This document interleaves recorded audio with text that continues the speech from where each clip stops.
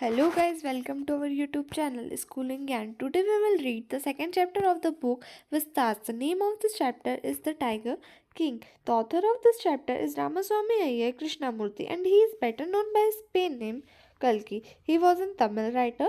Now we will read the summary of this chapter जो महाराजा होते हैं प्रतिबंधापुरम के उनके बहुत सारे नाम होते हैं पर वो टाइगर किंग के नाम से ज़्यादा जाने जाते हैं। तो ऐसा क्यों होता है वो हम इस स्टोरी में पढ़ेंगे।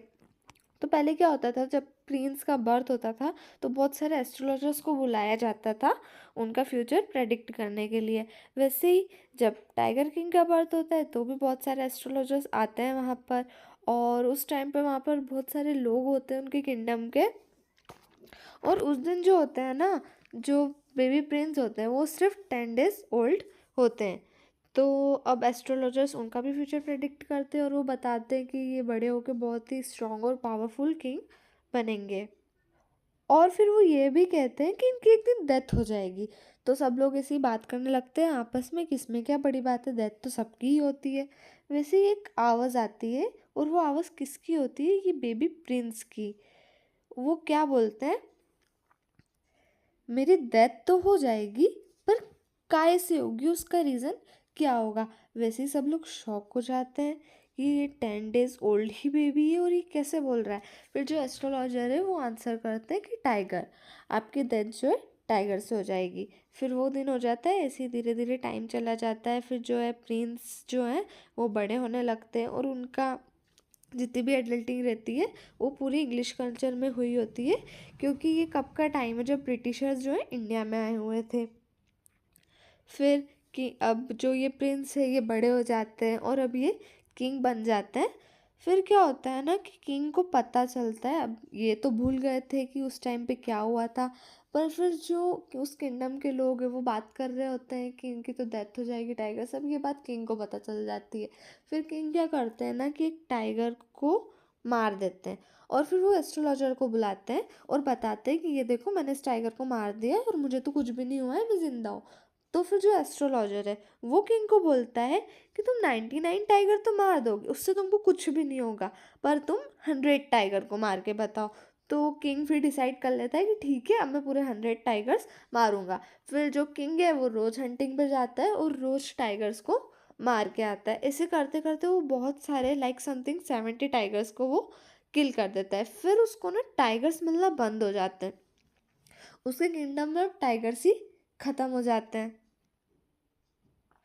पर इसके पहले क्या होता है ना कि एक ब्रिटिश ऑफिसर आता है और वो किंग को बोलता है कि मुझे तुम्हारे फॉरेस्ट में जाना है टाइगर हंट करने के लिए। पर किंग जो है मना कर देता है, क्योंकि अगर टाइगर्स वहाँ पर नहीं रहेंगे, अगर यही हंट कर लेंगे सारे टाइगर्स, तो फिर मैं किसको किल करूँगा। इससे तो कल और ऑफिसर्स आके बोल सकते हैं कि हमको भी टाइगर हंट करता है, इसलिए जो किंग है डायरेक्टली मना कर देता है। पर फिर जो है ना किंग टेंशन में आ जाता है कि मैंने इसको मना तो बोल दिया है, पर अगर इन्होंने कल से मेरी किंगडम ले ली तो मुझसे। तो फिर किंग क्या करता है कि जो वहाँ पर दीवान साहब होते हैं किंग के, वो उनको बोलता है कि तुम शॉपकीपर से 50 रिंग्स लेके जाओ और तुम ब्रिटिश ऑफिसर की वाइफ को दे दो, उसमें से एक रिंग जो उनको पसंद आती है। तो दीवान साहब लेके जाते हैं, पर जो ब्रिटिश ऑफिसर की वाइफ होती है ना वो सारी 50 रिंग्स रख लेती है उसके पास। फिर दीवान साहब आके ये सारी बातें किंग को बताते हैं। तो किंग सोचते हैं कि ठीक है कोई बात नहीं, कम से कम मेरी किंगडम तो बच गई। और जो 50 रिंग्स की जो वैल्यू होती है ना वो 3 लाख रुपीज़ होती है, और उस टाइम पे 3 लाख रुपीज़ बहुत बड़ी बात होती थी।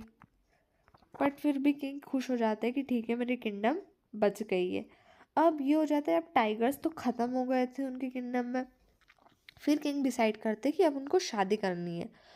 तो फिर वो बोलते हैं दीवान साहब को कि आप एक कोई सा ऐसी किंगडम ढूंढो जहाँ पर सबसे ज़्यादा टाइगर्स हो और मैं वहीं की प्रिंसेस से शादी करूँगा। फिर वो ढूंढ लेते हैं और फिर वो उनकी शादी भी हो जाती है। फिर जो किंग होते हैं ना उनके फादर इन लॉ के किंगडम में जाके टाइगर्स किल करते हैं। ऐसे करके वो 99 टाइगर्स किल कर देते हैं वहाँ पर भी। पर अब जो उनके फादर इन लॉ की किंगडम थी ना वहाँ के भी सारे टाइगर मर चुके होते हैं, फिर भी उनको अब टाइगर नहीं मिलता है।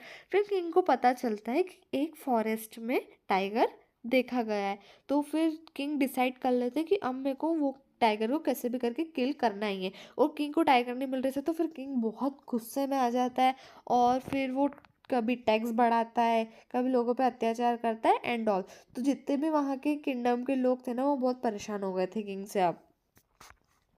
सो अब किंग को कैसे भी करके वो टाइगर को मारना ही था। पर किंग जाता है, फिर भी उसको वो टाइगर नहीं मिल पाता है। तो जो किंग रहता है वो कह देता है कि अगर मेरे को टाइगर नहीं मिला तो मैं सारे टैक्सेस डबल कर दूंगा। अब ये सारी चीज़ें सुन के जो दीवान साहब होते हैं वो बहुत टेंशन में आ जाते हैं। फिर दीवान साहब को पता चलता है कि जो मद्रास का पार्क है, मतलब जू, वहाँ पर एक टाइगर है। तो फिर दीवान साहब जो है ना, उस पार्क में जाते हैं और वहाँ से टाइगर को लेके आ जाते हैं।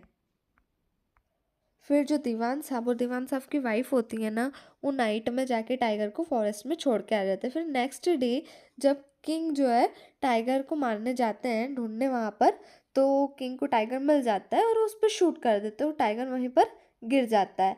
फिर जो किंग होता है वो सभी लोगों को बोलते हैं कि ये टाइगर को तुम लेके आओ, अपन पार्टी करेंगे, मतलब जश्न मनाएंगे कि मैंने 100 टाइगर्स मार दिए हैं। पर फिर वो लोग जैसे ही टाइगर को ले जाने लगते हैं, वो टाइगर आँख खोल के उनकी तरफ देख रहा होता है। फिर सब लोग डर जाते हैं कि हम ये किंग को बताएंगे जाकर, तो किंग तो गुस्सा करेगा कि ये टाइगर तो मरा ही नहीं है।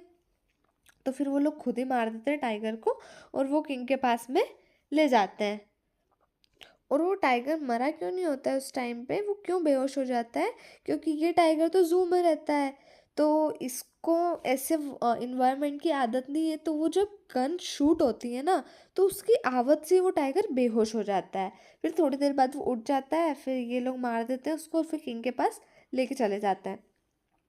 फिर क्या होता है कि अब ये इसके 100 टाइगर्स किल हो जाते हैं। फिर जो है किंग अपने किंगडम पे ध्यान देने लगता है, और फिर उसके बेबीज पे भी उसने ध्यान नहीं दिया होता है, तो वो अपने बेटे पे भी ध्यान देने लगता है। फिर क्या होता है, उसके बेटे का बर्थडे आता है, तो किंग फिर उसके लिए गिफ्ट लेने जाता है उसके किंगडम से ही। तो फिर वो जब शॉप पे जाता है, तो फिर उसको ना वहाँ पर एक टाइगर दिखता है, वुडन टाइगर। तो वो जो वुडन टाइगर होता है ना, वो अपने बेटे के लिए ले लेता है। और फिर वो जो टाइगर, वो शॉपकीपर से जब उसके प्राइस पूछता है ना, तो उसके प्राइस बहुत ज़्यादा बताता है, जबकि वो जो टाइगर होता है ना, वो बहुत सस्ता सा होता है। फिर भी वो शॉपकीपर डर के कारण बता देता है उसको ज़्यादा पैसे। तो फिर जो है टाइगर अपने, सॉरी, किंग जो है वो टाइगर अपने बेबी को गिफ्ट कर देता है। और फिर एक दिन क्या होता है ना, कि जो किंग होता है वो अपने बेटे के साथ खेल रहा होता है, और उसमें क्या होता है ना, जो टाइगर होता है, वुडन टाइगर, उसमें से ना बहुत सारी फांस निकल रही होती है, क्योंकि वो तो सस्ता सा था। तो उसमें से एक फांस का टुकड़ा जो है किंग के हाथ में घुस जाता है। अब उसके कारण जो है किंग के हाथ में इन्फेक्शन फैल जाता है, धीरे धीरे फैलते फैलते उसके पूरे हैंड में ये इन्फेक्शन हो जाता है। और उसके बाद किंग का ऑपरेशन होता है और उसकी डेथ हो जाती है। एंड इन लास्ट जो किंग की डेथ है वो हो जाती है टाइगर के कारण। पर जो टाइगर होता है ना, वो वुडन का होता है। और इसी तरह जो 100 टाइगर होता है वो अपना रिवेंज ले लेता है किंग से। So this is story of our chapter. Thank you. And for such content, subscribe to my channel Schooling Gyan.